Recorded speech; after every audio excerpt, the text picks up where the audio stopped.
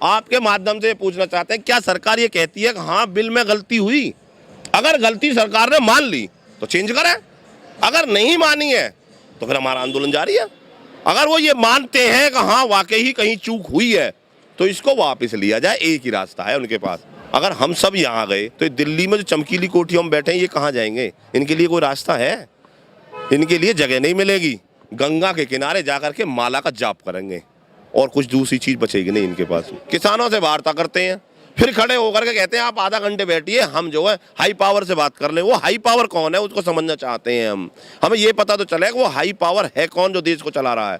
और अगर देश को हाई पावर चला रहा है तो पहले वो बैठे मीटिंग में आकर के, जो ऑथराइज्ड पर्सन है उसके साथ किसान मीटिंग करेंगे। देश के आदरणीय प्रधानमंत्री जी बनारस में जाकर के कहते हैं कि मैं गंगा की सौगंध खा करके कहता हूं कि जो भी मैं बिल लेकर आया हूं वो बिल्कुल गंगा की तरह पवित्र है। आज क्यों संशोधन हो रहा है फिर पवित्र में भी क्या संशोधन होते हैं क्या? हमारा कहना यह है कि अगर पवित्र नहीं है तो उन बिलों को वापस ले लिया जाए और किसान संगठनों के साथ बैठ करके एक ड्राफ्ट तैयार कर लिया जाए। जो प्रस्ताव सरकार ने फिर से जो रखा है 5 बिंदुओं पे चेंज करने के लिए तैयार है, कह रहे हैं संशोधन कर देंगे लेकिन बिल वापस करने के लिए तैयार है। फिर आप इसमें कैसे लड़ाई लड़ेंगे आप? नहीं, हम तो बिल वापस कराना है, संशोधन क्यों मान रही है आज सरकार? देश के आदरणीय प्रधानमंत्री जी बनारस में जाकर के कहते हैं कि मैं गंगा की सौगंध खा करके कहता हूं कि जो भी मैं बिल लेकर आया हूं वो बिल्कुल गंगा की तरह पवित्र है। आज क्यों संशोधन हो रहा है फिर पवित्र में भी क्या संशोधन होते हैं क्या?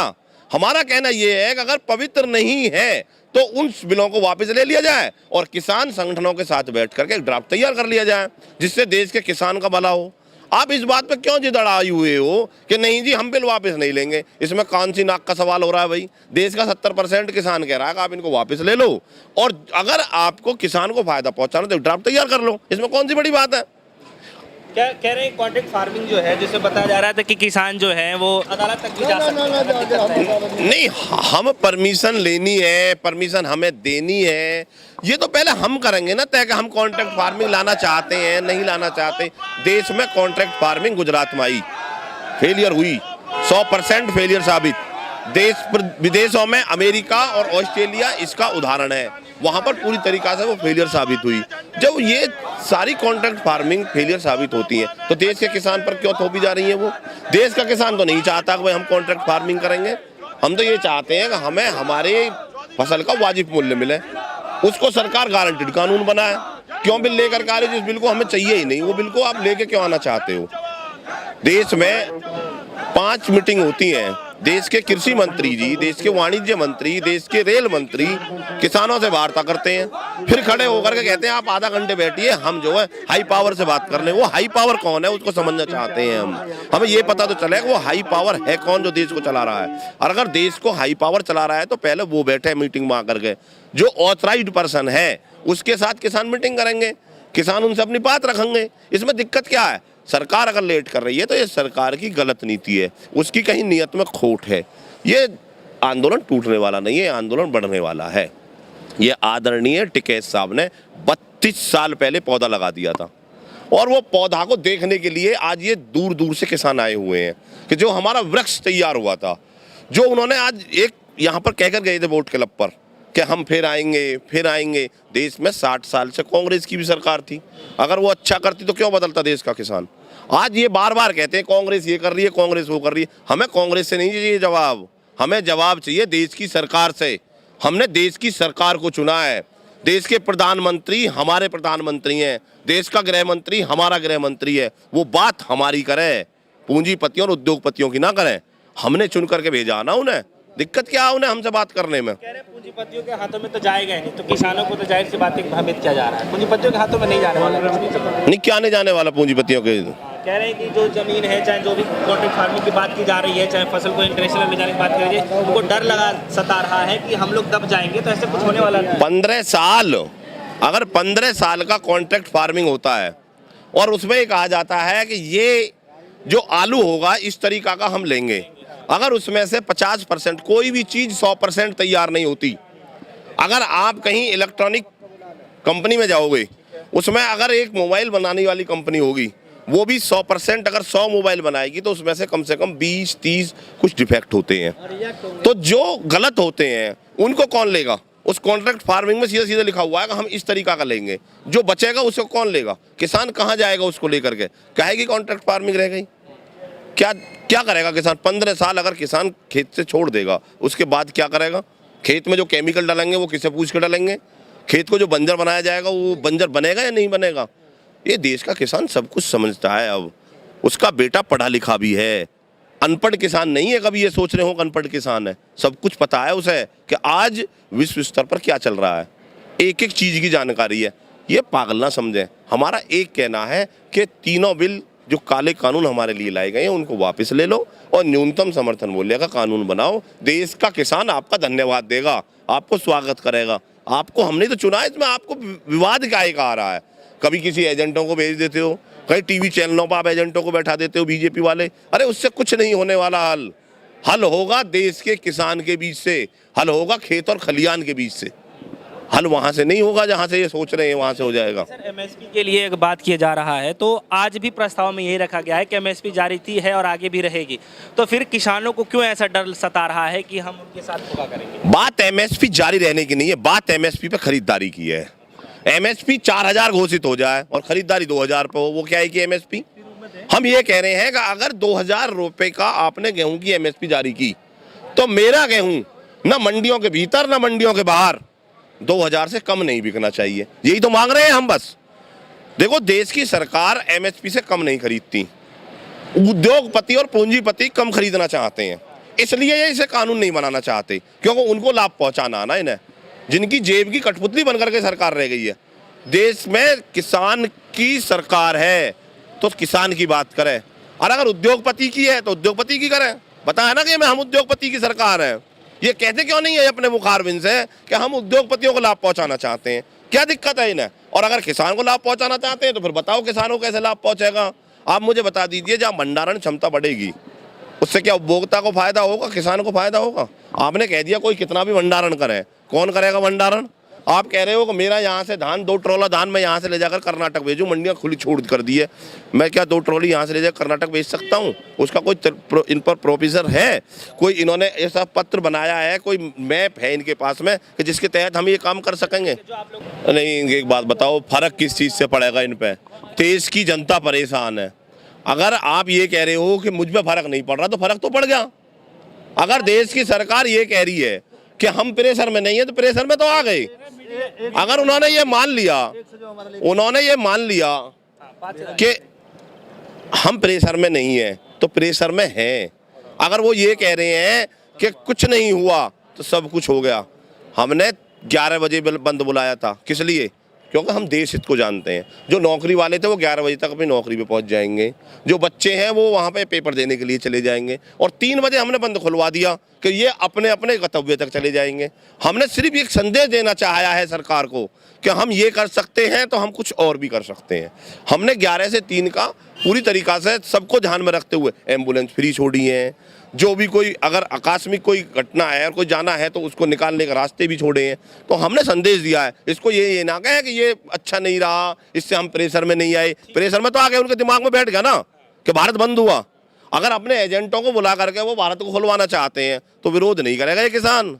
ये तो शांति का पुजारी है, ये हिंसा में कतई विश्वास नहीं रखता, ये रखता है अहिंसा में विश्वास।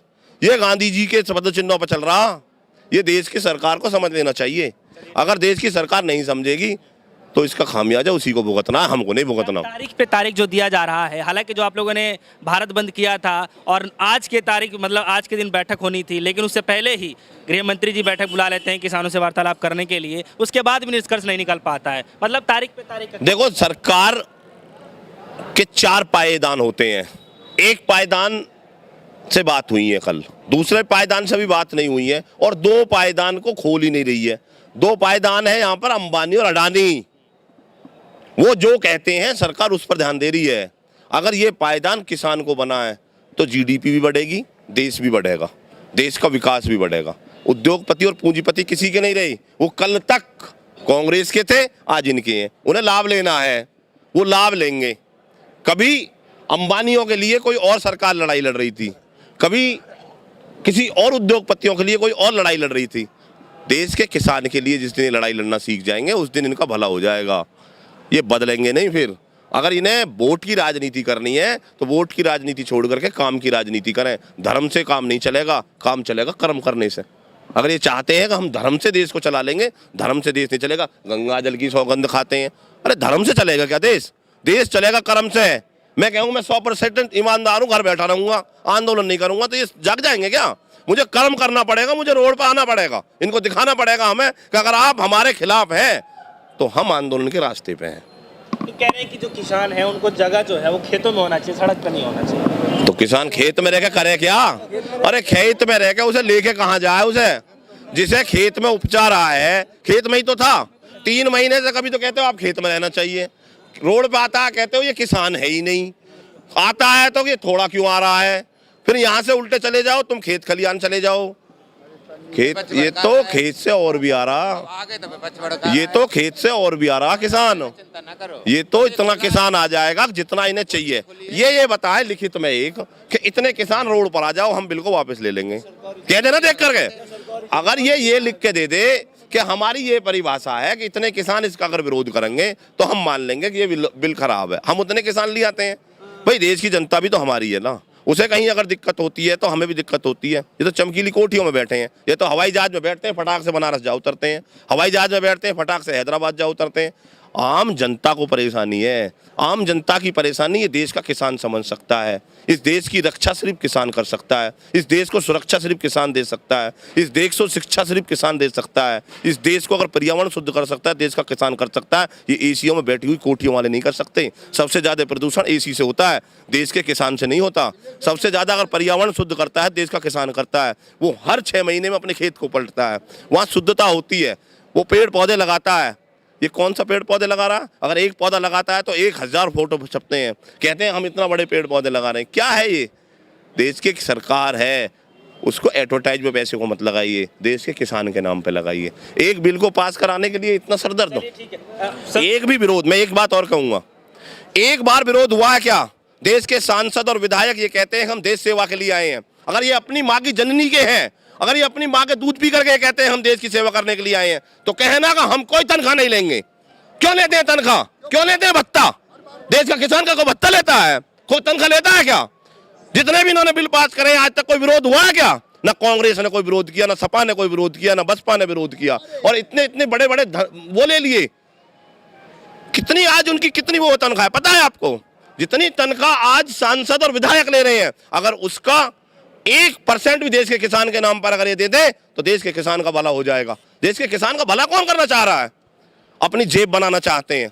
जितने भी सांसद और विधायक फटाक से अपने रेट बढ़वा लेते हैं।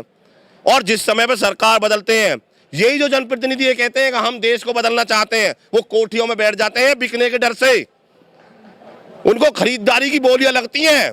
ये जितनी भी सरकार है ये बोली लगाती हैं कि आप 1 करोड़ ले लीजिए, आप हमारे पक्ष में आ जाइए। वो हमको बताएंगे, देश के किसान को वो बताएगा। देश के किसान को खरीदने की किसी में ताकत नहीं, इसकी फसल नहीं खरीदी जा सकती, ये क्या हमको खरीदेंगे? सर एक बड़ी मीडिया ये चला रही थी, कल परसों की खबर है, ये चला रही थी कि जय जवान और भय किसान। तो क्या लगता है आप लोगों की किसान जो है भयभीत हो जाए इस समय पे? देश का अगर किसान भयभीत हो जाएगा तो देश ही भयभीत हो जाएगा। देश का किसान कभी भयभीत ना हुआ है ना होगा। और मैं सारे मीडिया बंधुओं से हाथ जोड़कर निवेदन ये कर रहा हूँ कि ज़्यादा ऐसी चीज़ें ना चलाएं कि जिससे कि देश का किसान कहीं उग्रता में आ जाए। कभी कहते हो कि आंदोलनकारी कम है, कभी कह रहे हो कि ये आंदोलनकारी है ही नहीं, कभी कहते हो कि आप ये 100 रुपये लेकर के, हाँ, कभी कहते हो खालिस्तानी है, कभी कहते हो आतंकवादी हैं, कभी कहते हो ये माओवादी हैं।